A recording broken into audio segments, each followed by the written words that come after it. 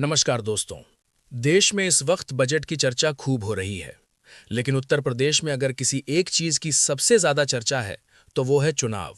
खास तौर पर गांव, देहात और पंचायतों में लोग बेसब्री से जिस चुनाव का इंतजार कर रहे हैं वो है त्रिस्तरीय पंचायत चुनाव।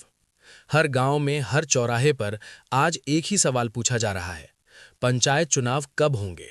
क्या समय पर होंगे या फिर टल जाएंगे? बीते कुछ समय से पंचायत चुनाव को लेकर असमंजस की स्थिति बनी हुई है। सोशल मीडिया पर तरह तरह की खबरें चल रही हैं। कोई कह रहा है चुनाव टल जाएगा, तो कोई कह रहा है कि इस बार भी देरी तय है। कुछ ऐसे पॉइंट्स गिनाए जा रहे हैं जिनके हवाले से ये कहा जा रहा है कि फिलहाल पंचायत चुनाव समय पर होना मुश्किल है। लेकिन इन तमाम चर्चाओं और अफवाहों के बीच अब पंचायत चुनाव को लेकर एक बहुत बड़ी और अहम खबर सामने आई है। आज हम आपको बताएंगे कि आखिर पंचायत चुनाव कब होंगे, क्यों अब तक संशय बना हुआ था और किस तरीके से प्रशासन तेजी से चुनावी प्रक्रिया को आगे बढ़ा रहा है। लेकिन उससे पहले ये समझना जरूरी है कि आखिर ये पशोपेश और भ्रम पैदा क्यों हुआ।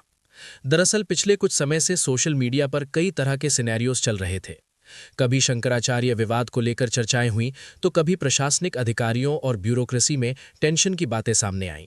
इसके अलावा यूजीसी से जुड़ा विवाद और फिर जनगणना को लेकर चर्चाएं तेज हो गईं। ये कहा जाने लगा कि अगर उत्तर प्रदेश में जनगणना शुरू होती है तो पंचायत चुनाव टल सकते हैं। यही नहीं, त्रिस्तरीय पंचायत चुनाव में ओबीसी आरक्षण को लेकर भी बड़ा सवाल खड़ा किया जा रहा था। कहा जा रहा था कि ओबीसी आरक्षण तय करने के लिए समर्पित पिछड़ा वर्ग आयोग का गठन जरूरी है। लेकिन पिछले कई महीनों से इस आयोग के गठन का प्रस्ताव शासन स्तर पर लंबित बताया जा रहा था। अधिकारियों के मुताबिक अगर आयोग बन भी जाता तो उसे रिपोर्ट तैयार करने में कम से कम 3 से 4 महीने लगते। इसी वजह से पंचायत चुनाव के डिले होने की अटकलें और तेज हो गईं। लेकिन अब इन सभी चर्चाओं के बीच उत्तर प्रदेश के पंचायती राज मंत्री ओम प्रकाश राजभर ने पंचायत चुनाव को लेकर बहुत बड़ा और साफ बयान दे दिया है। ओम प्रकाश राजभर हाल ही में हाथरस पहुंचे थे। यहीं उन्होंने मीडिया से बातचीत में पंचायत चुनाव की तस्वीर काफी हद तक साफ कर दी। उन्होंने साफ साफ कहा कि पंचायत चुनाव समय पर होंगे। चुनाव को लेकर सरकार और प्रशासन पूरी तरह से तैयार है। ओम प्रकाश राजभर ने बताया कि पंचायत चुनाव के लिए मतपत्र सभी जिलों में पहुंचा दिए गए हैं। उन्होंने ये भी कहा कि 28 तारीख तक मतदाता सूची प्रकाशित कर दी जाएगी। इसके साथ ही वोटर लिस्ट में नाम जोड़ने की प्रक्रिया 6 फरवरी से 6 मार्च तक चलेगी और इसके बाद मार्च महीने में अंतिम मतदाता सूची का प्रकाशन कर दिया जाएगा। यानी चुनाव आयोग पूरी प्लानिंग के साथ आगे बढ़ रहा है।